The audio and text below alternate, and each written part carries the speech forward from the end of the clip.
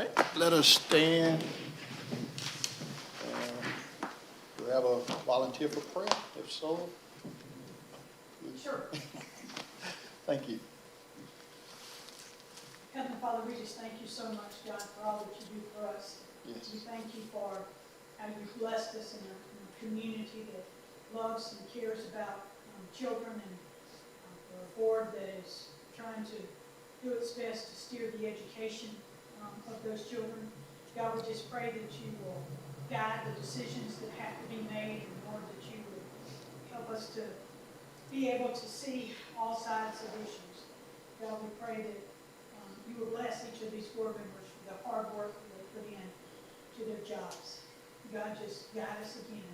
We pray this in Jesus' name. Amen. Amen. Amen. I will pledge Allegiance to the flag of the United States of America and to the republic for which it stands, one nation, under God, indivisible, with liberty and justice for all.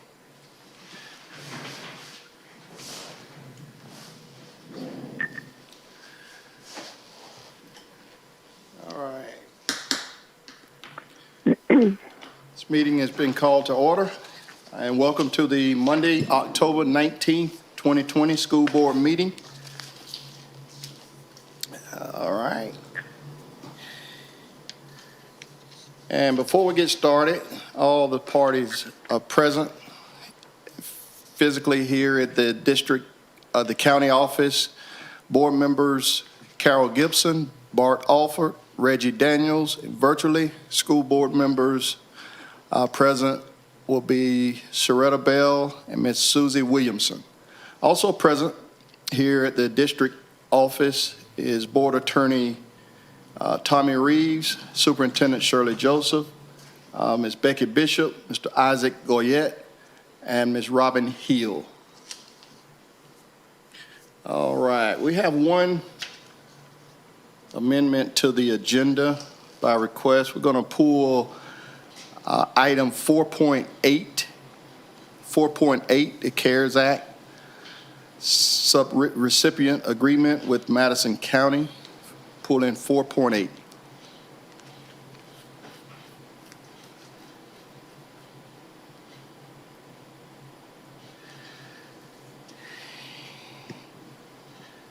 And comments from the public. For the record, there are no public comments or anyone from the public present. All right, for consent agenda items, do we have a motion to approve? I move to approve the consent agenda items. All right, do we have a second? Second. All right, I have a motion from Ms. Gibson, second from Ms. Williamson. Would there be a need for discussion? All in favor, Ms. Gibson? Approve. Mr. Alford? Approve. Ms. Williamson? Approve. Ms. Bell? Approve.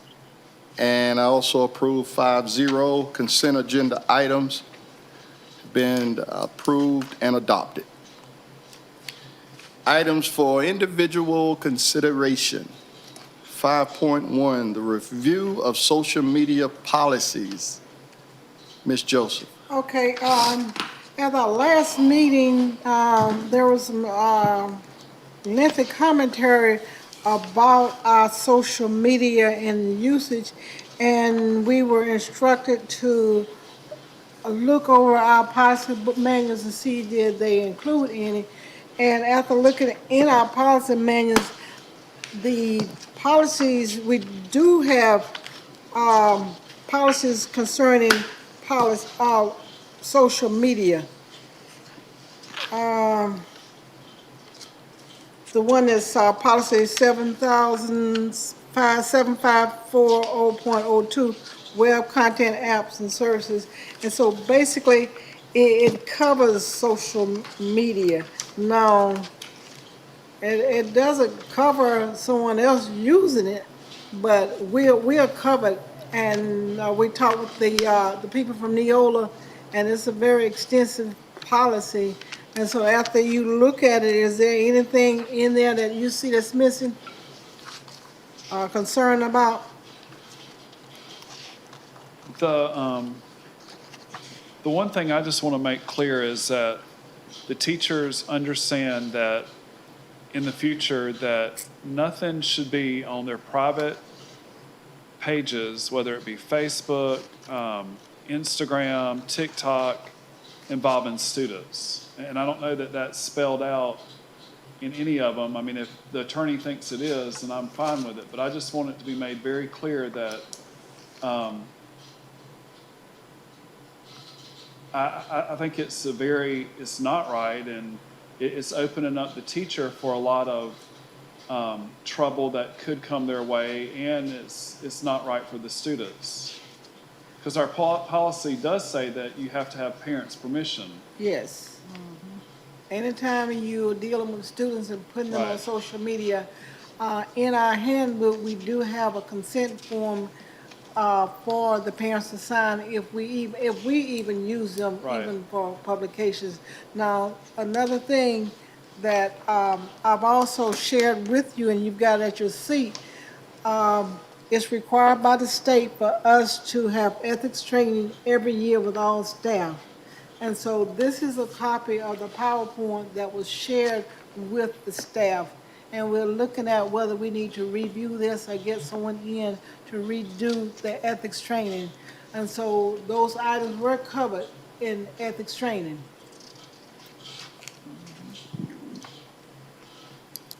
I mean, I don't know if maybe the attorney can add something to it that, I just feel that,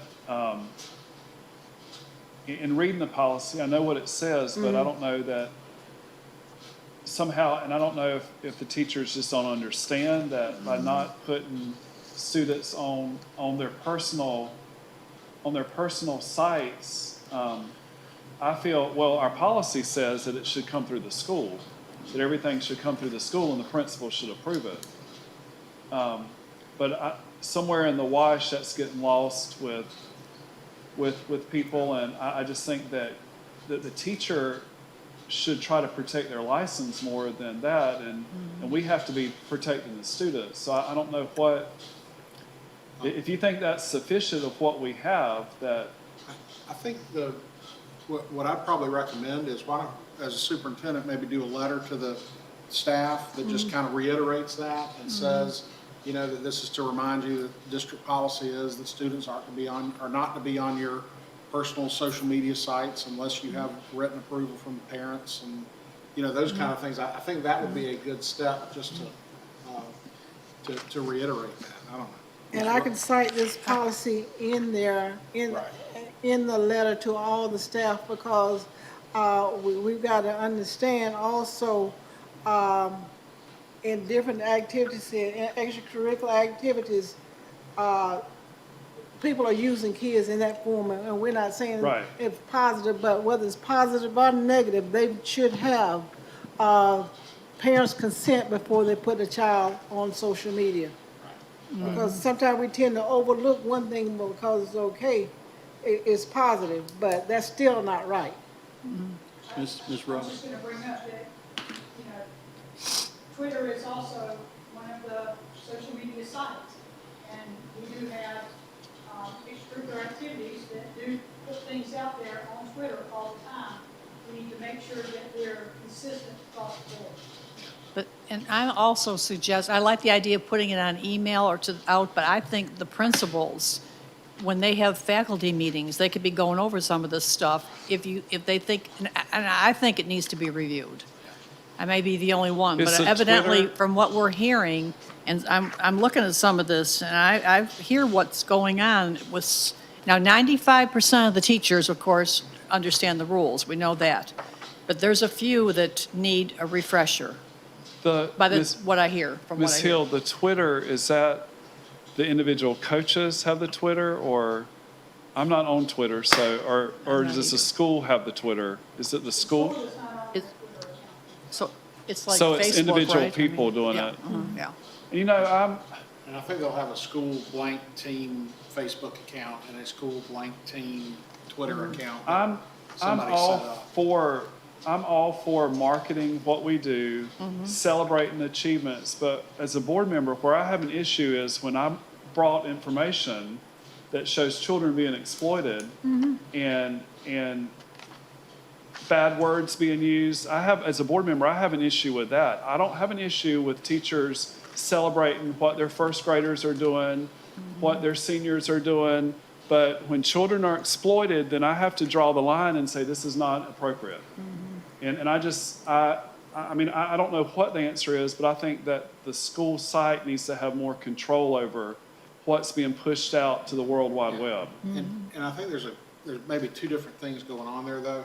I mean, the inappropriate things teachers do, if a teacher's doing something inappropriate with a student, whether somebody comes and sees that in person or it's discovered on the social media, you can discipline a teacher for what they did that was Right. inappropriate. It's just that you discovered it on social media, right?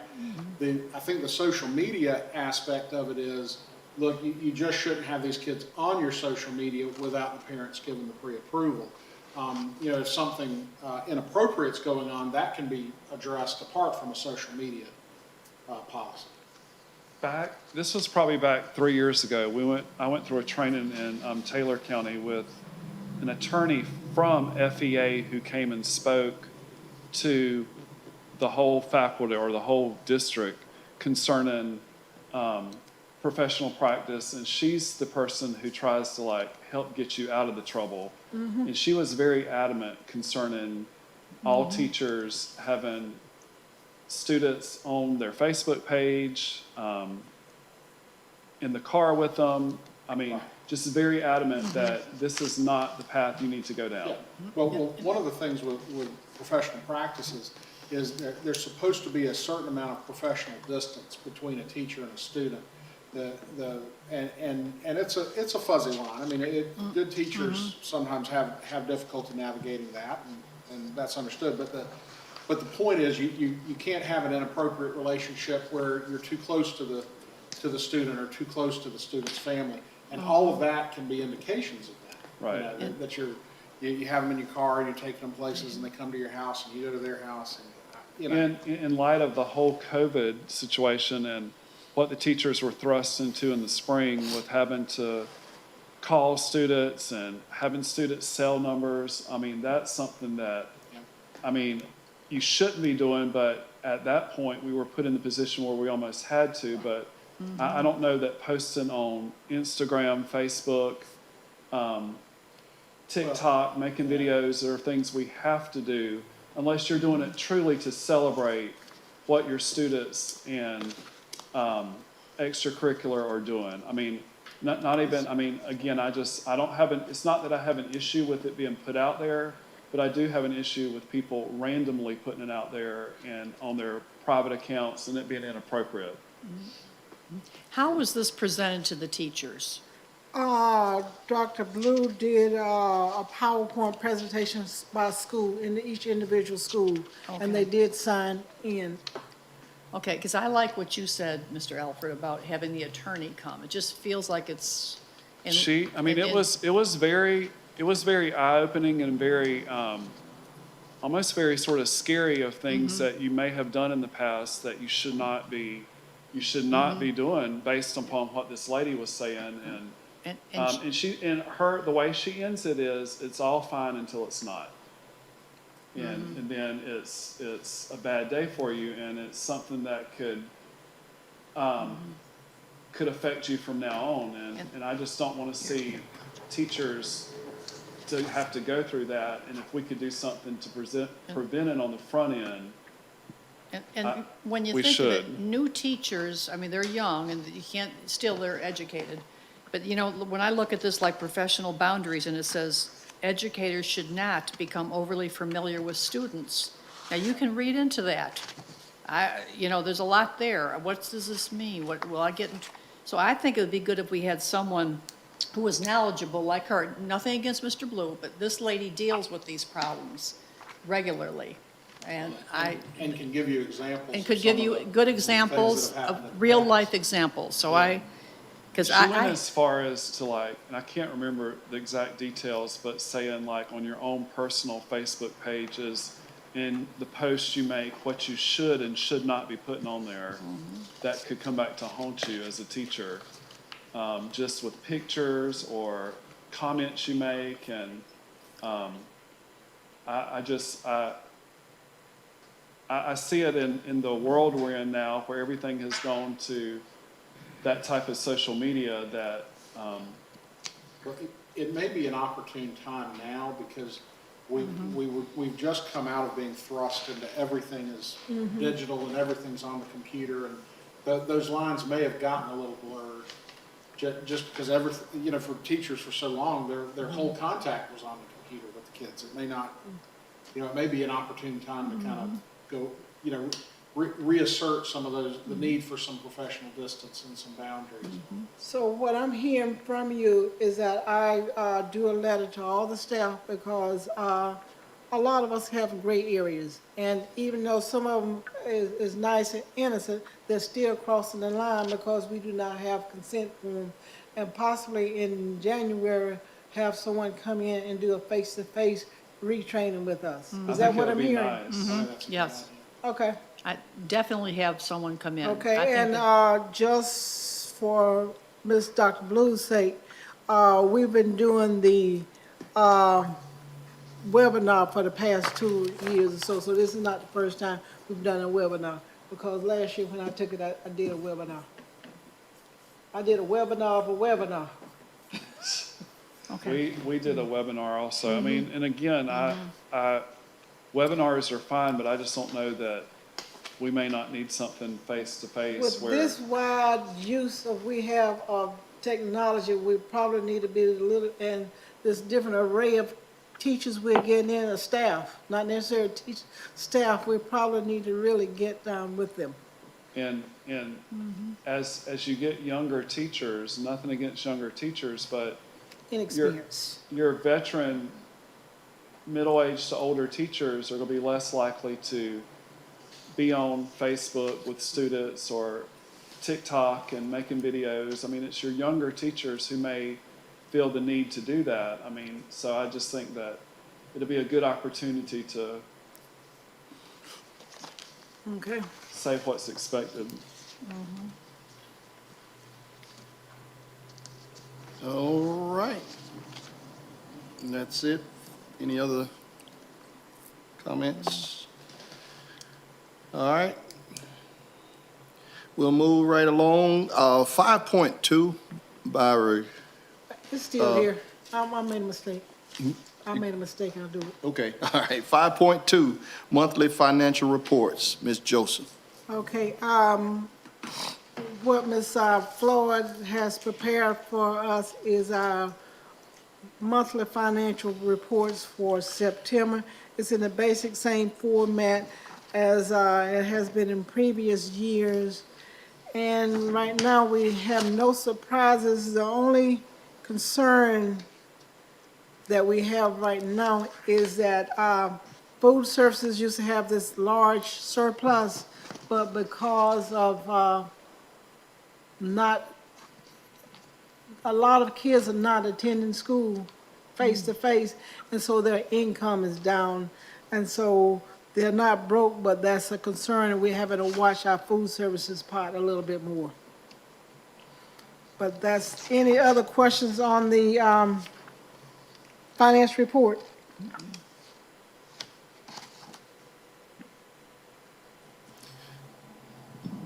Any other questions pertaining to the financial report?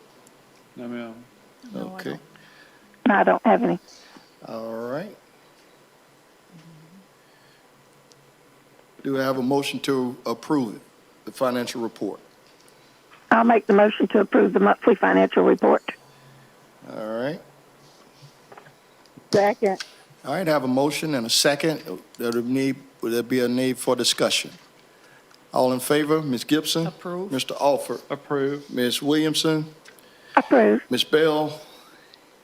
Approve. I also approve 5-0 monthly financial report has been approved and adopted.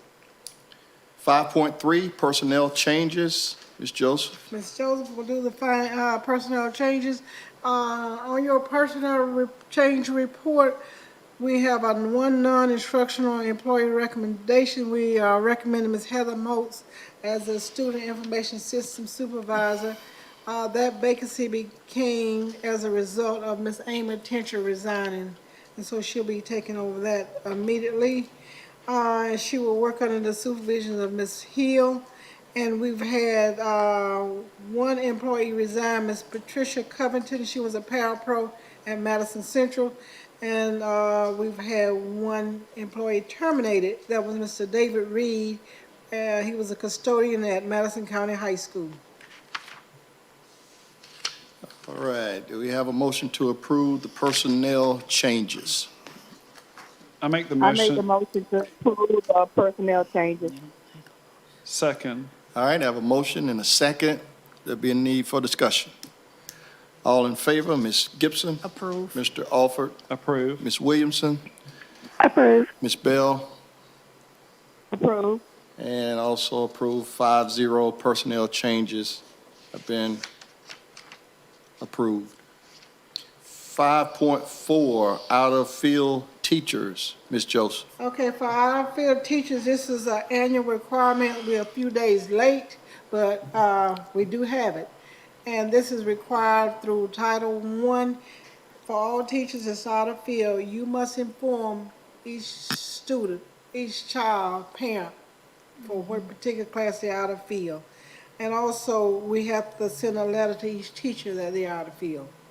And so, these are the lists. It includes all the schools in the district, including our charter schools. And Ms., how many letters were that? Did y'all do them Friday? That's about 200 letters we sent out. Now, how long can they be out of field? You can teach out of field without doing anything toward your certification for 1 year. So, But you can take 6 hours, you can be out there. okay, as long as they're working toward certification.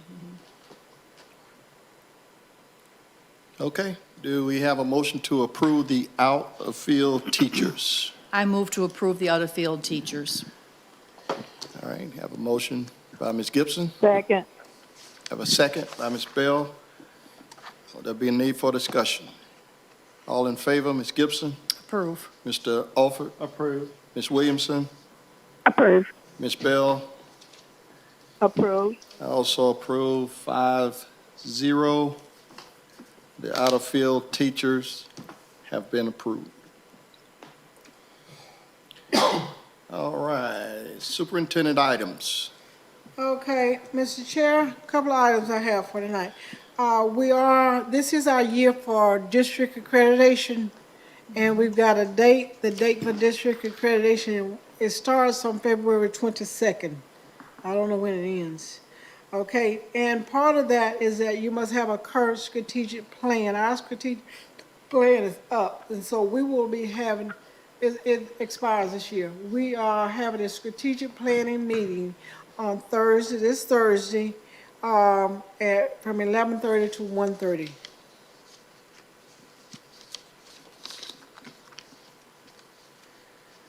Okay, one good thing from the transportation department, we've been having some concerns and confusion with the buses, and thanks to Mr. Killingsworth, rather than, the buses will still have a number on them, but when they go from school to school, we will have bus routes, because we have limited buses, and sometimes this bus has to go for this route, blah, blah, blah. And so he is renaming them Route 1, Route 2, Route 3. And so that helps cuts down on the confusion. And they will have numbers in there. And so if you go by my house, that's Route 4. Okay, I don't care what bus number it is, it will be a specific route. And hopefully that will help steer the children in the right direction. And that's a big change in the bus department and transportation department. Ms. Hill is going to give you an update on from the curriculum aspect.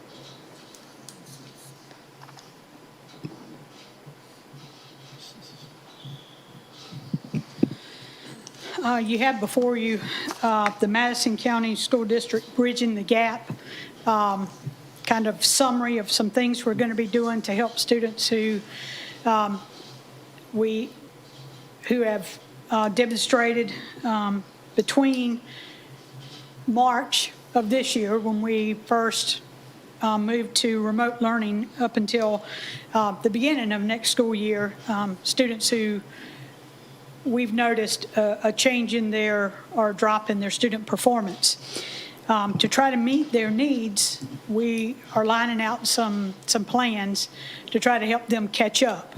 And so one of the things that we're currently doing, we started a couple of weeks ago, is we have opened a lab at the central school and the high school for students whose parents want them to come back to school because they've either lost their internet service, or their internet service wasn't fast enough, or the parent has changed circumstances and are no longer available to monitor their students at home.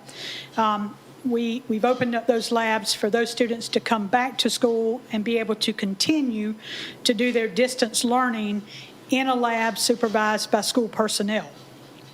So we've tried to do that so that they can, complete the first semester without changing their whole program. We don't have room in all of the classrooms for students to be able to go back to the classrooms, and so we're trying to find a happy medium here to help them out. So that's only temporary? That is only temporary. I was That is wondering until about- yeah, January. Okay. Yep. From November the 5th until the 30th, we will open up the process for parents to select their educational environment for their students' second semester. We have some that have requested to go virtual. We've had others who've requested to go back to school. But we will keep that open from the 5th until the 30th for parents to make a selection for second semester. And Robin, they can select anything. It doesn't matter what they're doing this term, they can select That's anything for correct. next term. That's correct. They can select to stay where they are. They can select to go virtual if they're face-to-face, or they can select to go back to school if they're currently one of our distance learning programs. Now, do they have to let you know, or if you don't hear from them, they're going to stay where they are? If we do not hear from them, they will stay where they are. Starting second semester, we are going to open a program after school at each of the school sites called Catch Up, and that program will be designed for students who were in the distance learning or virtual environment and got behind because they couldn't keep up because of their internet or lack of supervision or whatever. We will open it up for them to come to school or to stay at school after school gets out to go back and try to catch up where they got behind first semester. The goal is to prevent them from being retained at the end of the school year. So it will be kind of like a credit recovery for first semester for them to try to catch back up from where they fell behind. We are also, at the next meeting, I will bring to you a proposed change to the student progression plan for grades K to 3, where for this 1 year we set aside the requirement that K to 3 students pass science and social studies with a 70.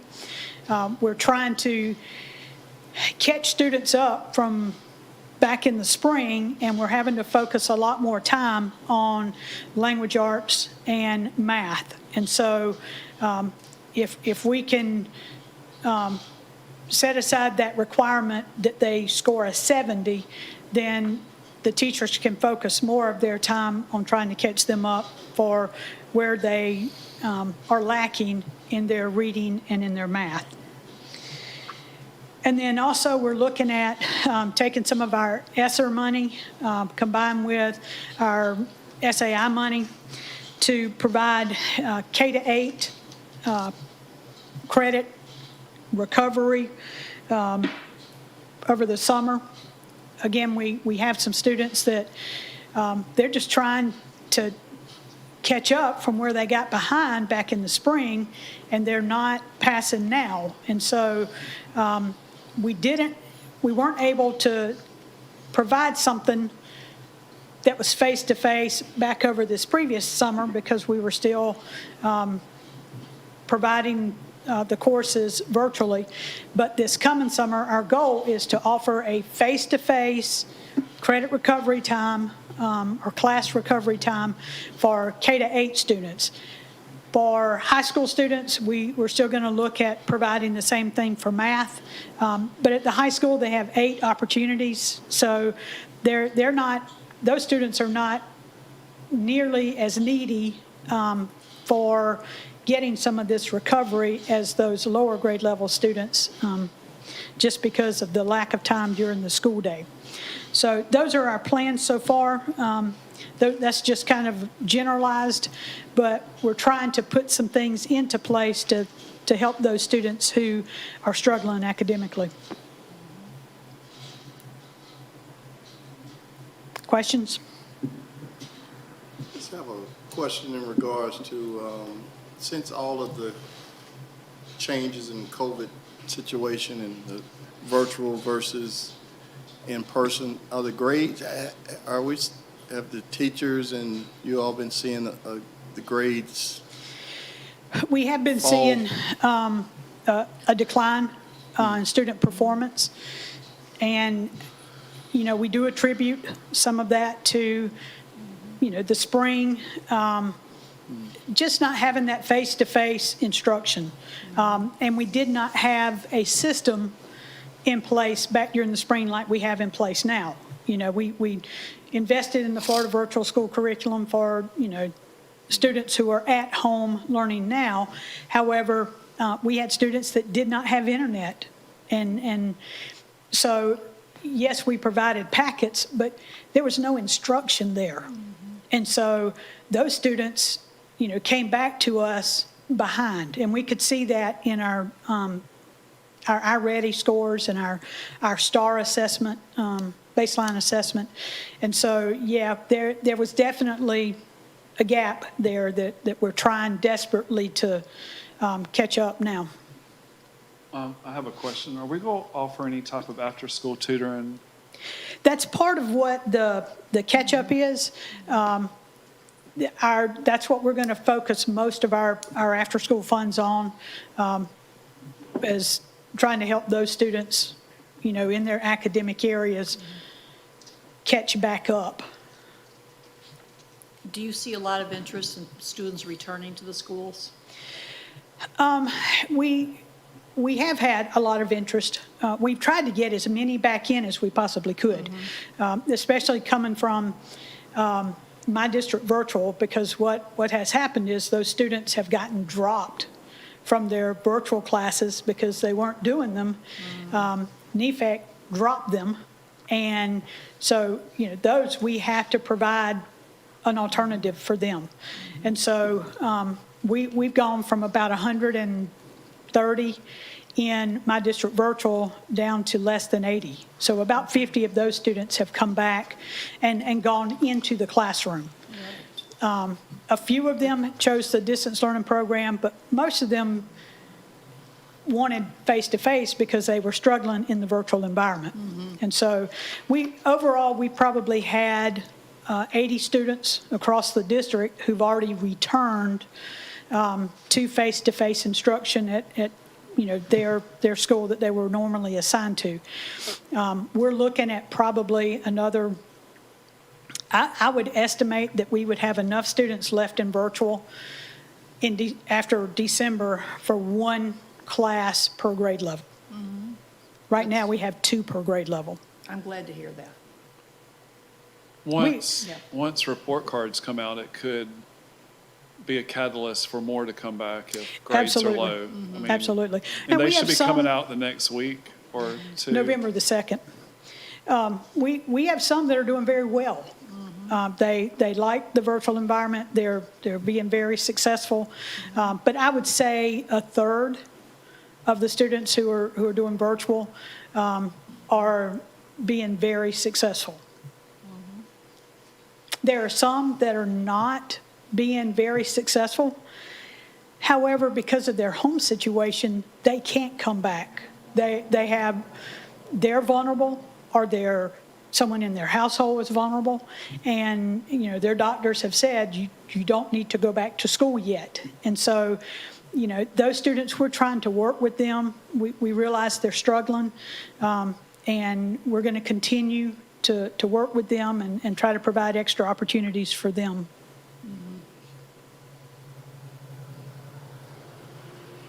Okay, thank you. Thank you. Thank you. Thank you.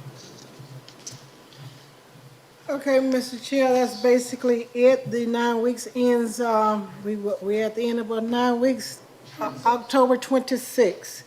And report cards will be issued November 2nd. And for our students that's doing distance learning, even though they can retrieve their report card from online, we will be mailing those report cards to them.